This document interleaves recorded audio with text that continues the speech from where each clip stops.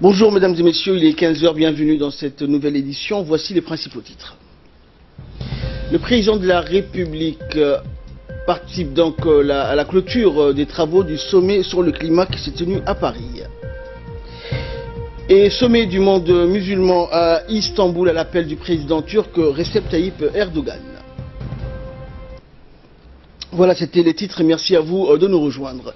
Le sommet international sur le climat organisé en France s'est clôturé hier. Une série de recommandations ont été adoptées à l'issue de cette rencontre qui a réuni une cinquantaine de chefs d'État et de gouvernement dont le président Ismaël Omar Guelleh. Au cours de cette rencontre au sommet, entreprises et institutions internationales ont promis de se détourner des énergies fossiles. Un fonds spécial a été créé pour la mise en route des programmes censés atténuer les effets négatifs générés par le phénomène de changement climatique. Cette nouvelle rencontre donc se tient 2 ans après la signature de l'accord de Paris qui a abouti à un consensus pour parvenir à réduire les émissions de gaz à effet de serre dans l'atmosphère. Djibouti a pris ses dispositions sous la houlette du président de la République. Notre pays a décidé d'opter pour la transition énergétique pour compter sur les énergies renouvelables et se défaire progressivement des énergies fossiles. Djibouti devrait opérer ce changement à l'horizon 2021 pour se tourner exclusivement vers les énergies propres ou vertes.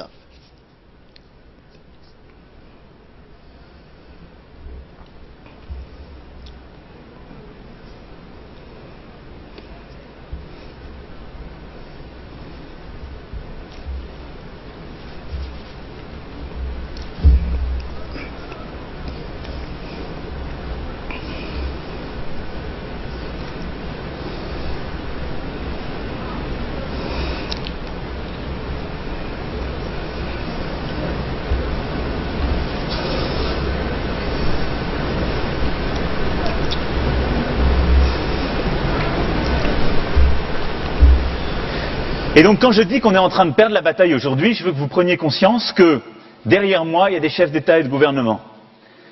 Dans 50, 60 ou 100 ans, il y en a 5, 10, 15 qui ne seront plus là.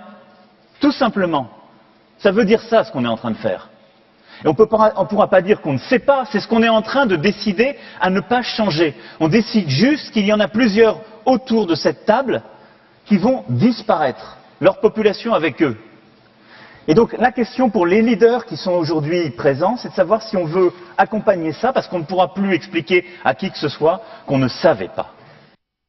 Et en clôturant ce sommet sur le climat, les participants ont admis que les changements ne vont pas vite. Ils ont évoqué la nécessité d'entreprendre des actions dans l'urgence. Alors Ali, quelles sont ces actions qui vont être entreprises? Eh bien, les dirigeants ayant pris part à cette rencontre au sommet ont pris l'engagement d'inciter les acteurs économiques à investir dans les énergies vertes ou les énergies renouvelables. Le chef de l'État français que nous entendions à l'instant, donc hôte de ce sommet, a ainsi déclaré que le monde est en train de perdre la bataille contre le réchauffement climatique et le changement climatique. Selon le chef de l'État français Emmanuel Macron, le drame c'est que l'on ne va pas vite et l'on doit s'en rendre donc compte. Le président français a appelé à la mobilisation générale. Le président français a appelé donc que les entreprises et les institutions internationales promettent donc de se détourner des énergies fossiles. En clôturant donc les débats et afin de connaître les progrès accomplis, le président français a proposé que le sommet se répète donc chaque année en France ou ailleurs. Nous avons besoin, a-t-il indiqué, chaque année d'avoir une réunion pour connaître si les changements s'est accéléré ou non. Pour les participants de ce sommet qui a réuni les représentants de 127 États, institutions internationales telles que l'ONU et des personnalités du secteur privé, le temps de l'action et de l'urgence a sonné. On ne pourra pas dire qu'on ne savait pas. Merci Ali pour toutes ces précisions. Et la République de Djibouti prend part également à la rencontre au sommet des dirigeants du monde musulman à Istanbul, et ce suite à la décision prise unilatéralement par le président américain Donald Trump de reconnaître la ville sainte de Jérusalem comme capitale de l'État d'Israël et de transférer l'ambassade américaine de Tel Aviv à Jérusalem. C'est le Premier ministre Abdelkader Kamel Mohamed qui s'est rendu à Istanbul pour ce sommet de l'Organisation de la coopération islamique, l'OCI, sur Jérusalem. Jérusalem. Ce sommet s'ouvre aujourd'hui. Le Premier ministre présentera donc la position de la République de Djibouti qui a rejeté la décision américaine relative à Jérusalem avec toutes ses conséquences. Djibouti s'est jointe aux pays membres de la Ligue arabe qui exhortent le président américain à revenir sur cette décision négative. Écoutons la réaction de l'ambassadeur de Djibouti au Royaume d'Arabie Saoudite. لرئيس الإدارة الأمريكية بنقل بالاعتراف بالقدس عاصمة لدولة إسرائيل ونقل السفارة adopté par le Conseil des ministres et puis approuvé par le sommet islamique de l'OCI. Comme vous savez que le Premier ministre de la République de Djibouti, son Excellence Abdelkader Kamel Mohamed, a représenté la République de Djibouti à ce sommet pour montrer l'importance de cette affaire au niveau du peuple et du gouvernement djiboutien.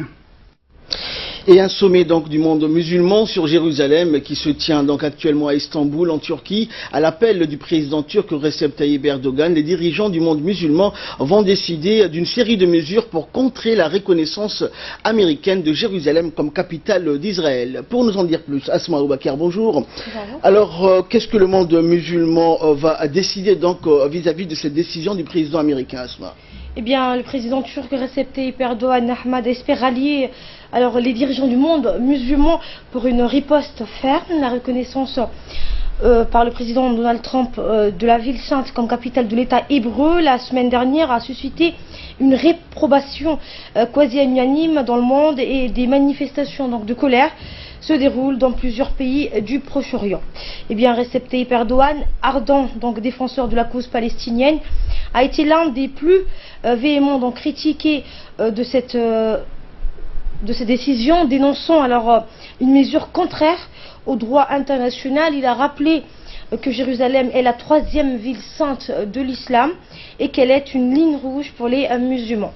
Eh bien, président en exercice de l'Organisation de coopération islamique, l'OCI, une structure pan-islamique qui compte 57 pays, il a convoqué un sommet extraordinaire lors duquel il espère unifier le monde musulman derrière sa ligne de fermeté. La mesure américaine Ahmad a provoqué des manifestations dans plusieurs pays du Proche-Orient et des violences dans les territoires palestiniens. Eh bien, et à Jérusalem justement, et 4 Palestiniens ont été tués et des centaines ont été blessés donc depuis jeudi.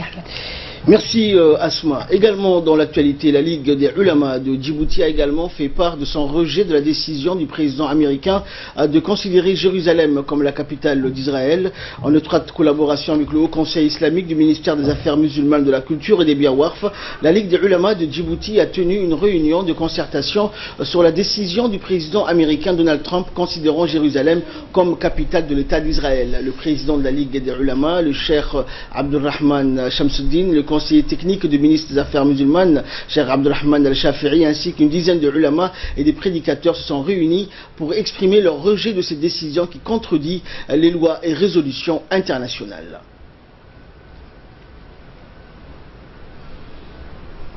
Et à la fin de la réunion, le cheikh Abdulrahman Shamsuddin, président de la Ligue des Ulama de Djibouti, a fermement rejeté dans une déclaration au nom des Ulama la décision du président américain Donald Trump qui considère la ville d'Al-Quds comme la capitale de l'État d'Israël. Le communiqué final donc a souligné que la ville de Jérusalem est l'une des plus anciennes terres construites pour obéir à Dieu, la première qibla pour les musulmans, et qu'elle est donc le lieu le plus important après la Mecque et Médine. La déclaration du président de la Ligue des Ulama a souligné que Jérusalem est inséparable de la grande cause de l'islam en rejetant les revendications juives qui ne sont pas fondées, a-t-il dit, sur des faits solides. Les ulama ont salué aussi les positions honorables prises par le gouvernement de la République de Djibouti depuis l'indépendance du pays en 1977 à l'appui de la cause palestinienne. Le communiqué final a affirmé que personne ne peut changer donc les faits fixés, quelle que soit la force ou le pouvoir, rappelant les musulmans à unir leurs rangs et recueillir leurs paroles et travailler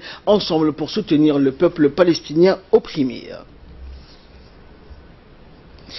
Le poste de santé du PK 51 a abrité hier une cérémonie de lancement des patrouilles mobiles d'assistance médicale aux migrants en détresse qui est placée sous le haut patronage du ministre de la Santé, Dr Jama Elmi. Accueilli par le préfet de la région d'Arta, Abdullah Al-Oukiye, le ministre de la Santé, donc Dr Jama Elmi, est arrivé en compagnie du ministre de l'Intérieur, Hassan Omar, du ministre de l'Énergie et des Ressources naturelles, Younis Ali, de l'ambassadeur de l'Union européenne, Adam Koulash, et de la représentante de l'Organisation internationale pour les migrations, Lalini Verassami. Et la cérémonie a également vu la participation de nombreux élus locaux, de hauts cadres du département de la santé, mais aussi de la population locale qui est venue en masse pour assister donc à cette cérémonie de coup d'envoi des activités des patrouilles mobiles qui sillonneront régulièrement le corridor migratoire en vue de porter assistance et soins aux migrants en détresse.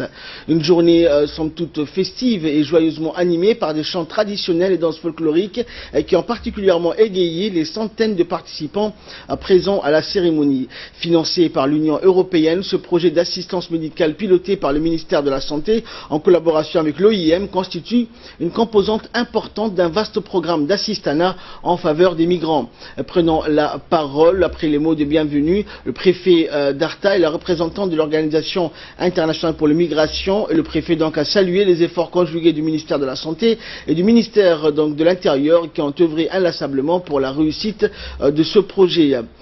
Et l'ambassadeur de l'Union européenne a également réaffirmé la volonté ferme de son institution de soutenir adéquatement la politique migratoire que mène le gouvernement djiboutien et dans ses efforts humanitaires en faveur des populations migrantes et réfugiées. En tant que principal coordinateur de la politique migratoire du gouvernement, le ministre de l'Intérieur, Hassan Omar, a souligné que la République de Djibouti est fière de sa politique d'ouverture. Et enfin, le ministre de la Santé a également indiqué et évoqué le contour de ce projet de clinique mobile qui vise à apporter les soins de santé primaires et d'urgence à ces populations rendues vulnérables. En cette période commémorative de la Journée internationale des droits de l'homme, ce projet d'assistance médicale illustre parfaitement la détermination du gouvernement djiboutien à garantir ce droit à la santé inaliénable pour toute personne vivant ou transitant sur le sol national. Principale collaboratrice du projet, la représentante de l'OIM a pris la parole pour remercier solennellement le ministre de la Santé et le ministre de l'Intérieur pour leur engagement en faveur des migrants. Nous l'écoutons. Cette initiative s'insère dans la stratégie, je pense, du ministère de la Santé de se rapprocher des populations pour mieux les traiter et pour mieux répondre à leurs besoins de santé. Les caravanes de la santé, on sait très bien, ont commencé depuis l'année dernière et je pense que les patrouilles mobiles de santé s'insèrent parfaitement dans cette stratégie de se rapprocher des populations, qu'elles soient les populations locales djiboutiennes, mais aussi toute population qui traverse le territoire. Permettez-moi de rappeler rapidement un peu le profil migratoire de Djibouti. C'est quelque chose qui nous intéresse particulièrement comme organisation en appui à la République de Djibouti. Et je souhaiterais tout simplement résumer ce que notre directeur général de l'OIM a mentionné lorsqu'il était de passage à Djibouti il y a quelques mois, et remercier la République de Djibouti pour sa générosité, pour son empathie envers les migrants, envers ces personnes qui sont en situation de vulnérabilité, qui sont à la recherche d'une vie meilleure et qui traversent très souvent le territoire djiboutien vers la quête d'une meilleure vie pour eux et pour leurs familles. L'Union européenne vraiment attache l'importance, très grande importance aux questions de migration. Et nous voudrions appuyer ceux qui vivent dans leur région, mais aussi nous voudrions servir bien la gestion de migration. Les actions que vous êtes témoins aujourd'hui, les ambulances, les patrouilles mobiles, l'équipement, font la partie d'un projet régional que l'Union européenne finance. Nous avons délégué, bien sûr, la mise en œuvre de ce projet à nos partenaires, y compris l'Organisation internationale de migration. Mais c'est ce que je voudrais dire, que c'est très symbolique que nous nous rencontrons ici. Parce que ici, c'est vraiment une place où les chemins des migrants se croisent. Et on voit vraiment les migrants qui traversent, mais on comprend qu'ils peuvent traverser Djibouti uniquement parce qu'ils savent que le peuple de Djibouti, le gouvernement de Djibouti est accueillant et faire tout ce qui est possible pour les aider. Il est l'heure à présent de retrouver l'appel à la prière d'Al-Asr. La suite de notre journal, c'est juste après ça.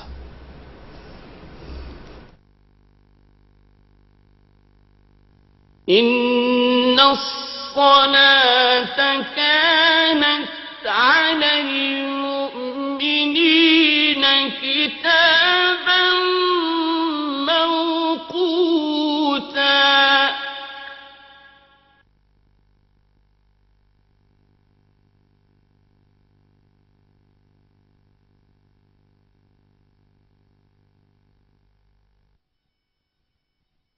الله أكبر الله أكبر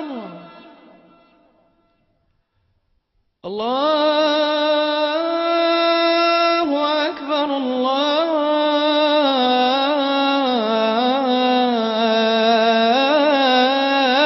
الله أكبر أشهد أن لا إله إلا الله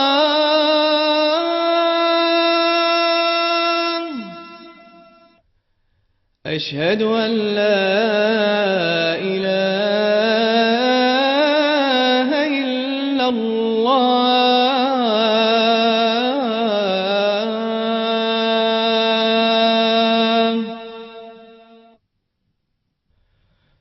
أشهد أن محمدا رسول الله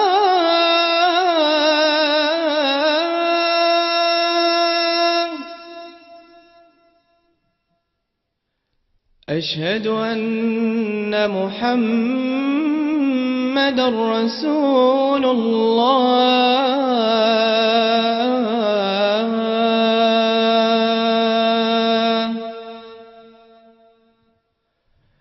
حي على الصلاة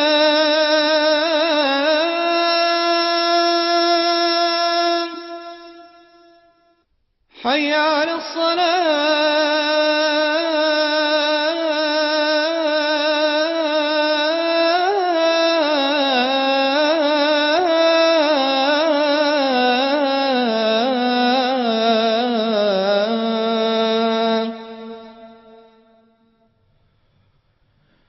حي على الفلاح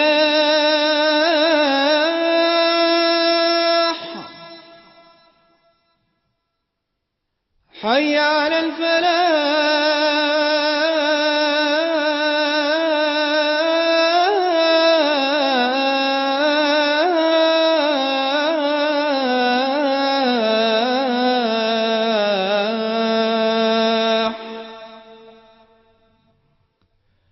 الله أكبر الله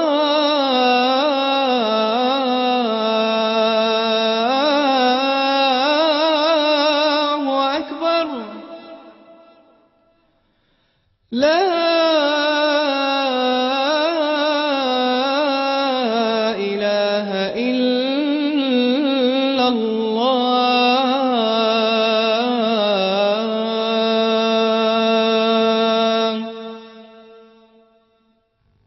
اللهم رب هذه الدعوة التامة والصلاة القائمة آت سيدنا محمدا الوسيلة والفضيلة وابعثه اللهم مقاما محمودا الذي وعدته إنك لا تخلف الميعاد. Voilà, c'était l'appel à la prière d'Al-Asr. Nous retrouvons la suite de notre journal. Donc, nous étions à la cérémonie de lancement de la patrouille mobile du ministère de la Santé et le ministre de l'Intérieur donc qui a participé à cette cérémonie, Hassan Omar Mohamed, dans son allocution, a rendu un vibrant hommage au peuple djiboutien qui au quotidien fait œuvre de tolérance, de bienfaisance et d'humanisme à l'égard de cette population en détresse. Nous l'écoutons.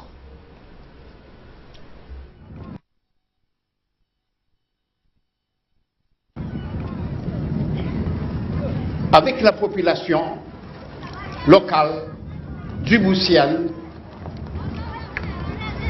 de lancer ensemble, encore une fois,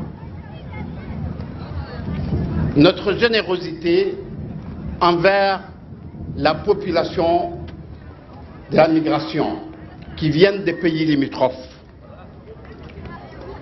Le gouvernement djiboutien et le peuple djiboutien qui sont aujourd'hui au soleil vous démontrent par leur présence ici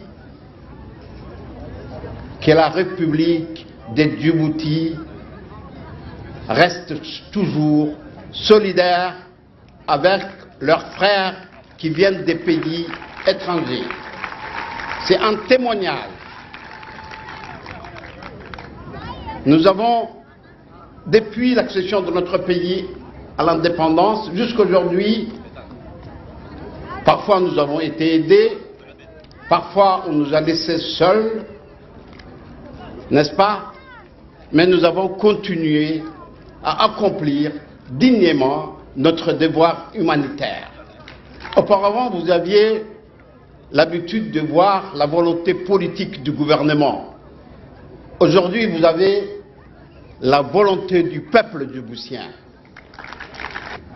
Ils nous montrent encore une fois qu'ils acceptent fièrement d'accueillir des migrants et obligent le gouvernement de leur porter soin. Je remercie Monsieur le ministre de la Santé qui est présent ici, sincèrement, pour avoir organisé cette grande journée.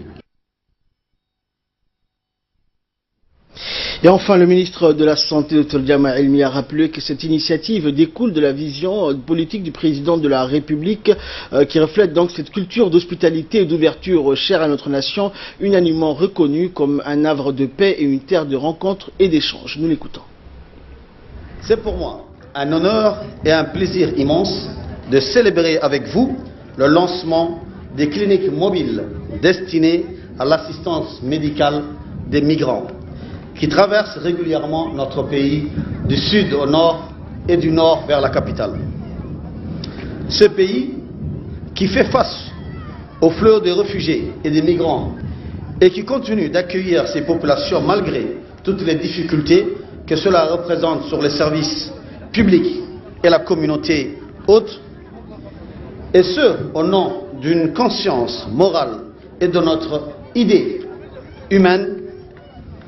Les migrants en quête d'une vie meilleure quittent leur pays d'origine pour se rendre dans les pays du Golfe et de la Méditerranée. Malheureusement, la traversée ne se fait pas sans heurts. Nombre d'eux s'affaiblissent physiquement, épuisés par des efforts de marche continue. Certaines meurent d'épuisement, de faim ou de soif. Dans la continuité de notre engagement envers ces populations, nous invitons aujourd'hui, en collaboration avec l'Union européenne et l'OIM, des partenaires clés dans le secteur de la santé, mais dans d'autres secteurs aussi, d'inaugurer avec nous, ensemble, d'une seule main, les cliniques mobiles qui sillonneront le parcours migratoire afin de porter une assistance médicale à ces migrants en détresse. À travers ce programme, nous visons à apporter des soins de santé primaires et d'urgence à ces populations rendues vulnérables par le déplacement périlleux, réduire la mortalité sur ces routes migratoires et prévenir le risque sanitaire associé qui causeront des ravages dans un futur à la population haute. Ces tournées régulières seront conjointement menées par le ministère de la Santé et l'OIM du nord du pays au sud et du sud au nord, le long de la route empruntée par les migrants. Le ministère de la Santé reste engagé, conformément à la vision du président de la République, son Excellence M. Ismaël Omar Guelleh, qui est le premier à prendre le bâton du pèlerin à chaque fois et plaider la cause des migrants et des réfugiés. Les instructions données au département de la santé est de fournir des soins de santé nécessaires à toute personne transitant sur le territoire, sans discrimination aucune. Et le ministre de la Santé et ses invités ont par la suite procédé à la visite des cliniques mobiles au cours de laquelle ils ont reçu des informations utiles et complémentaires de la part du directeur des régions sanitaires Ahmed Saïd. En effet, dans le cadre de ce présent projet, le ministère de la Santé va renforcer les capacités humaines et matérielles de toutes les structures sanitaires se trouvant tout le long du corridor migratoire qui seront mobilisées pour venir en aide aux migrants.